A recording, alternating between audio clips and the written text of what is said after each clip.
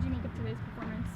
Well, I mean, it was hard work in terms of the heat was really extensive, but the boys put good work in. I felt in the in possession we needed to do a little bit better. We created one or two moments where I thought we should have done better, and we defended well. We got a clean sheet, but it's a building process. We now need to start really focusing on the things that are going to be the difference for us. And the boys put in a really good shift. They've worked hard. Some have played really long minutes, more than they've played in the preseason so far. So for that aspect, I'm happy.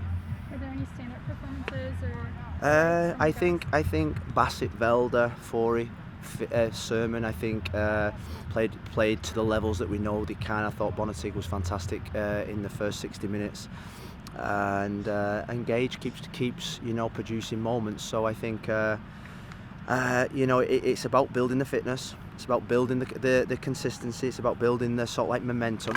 And today's another step closer to the big kickoff.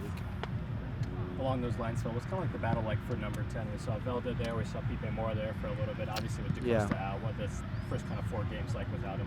Well, I think the number 10 position is up for grabs, and we need creativity, we need imagination, we need energy, we need that position to link us together.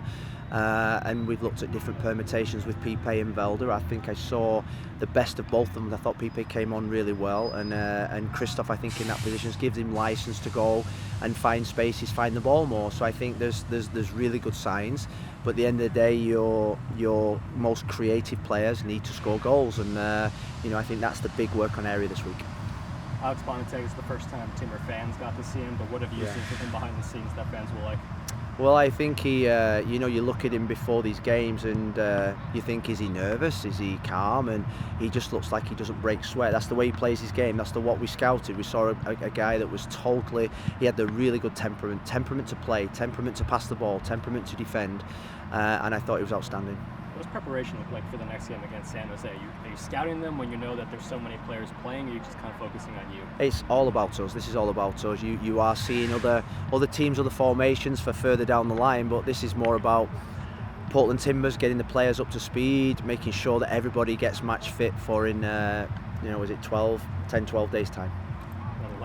Yeah, thank you. The young guys, Eric Izoita, Noah Santos, Fernandez in the draft pick, who sort of stood out to you amongst Well, I think Noah Santos has played the last 3 games, and I think he's been outstanding. I think Lucas Kim has really surprised us in pre-season with his quality. Izoita, Soyajura, these are big learning moments. They're playing against adults. They're playing against players that have been in the league a long time with great experience and quality. So I think these are great moments for them to learn.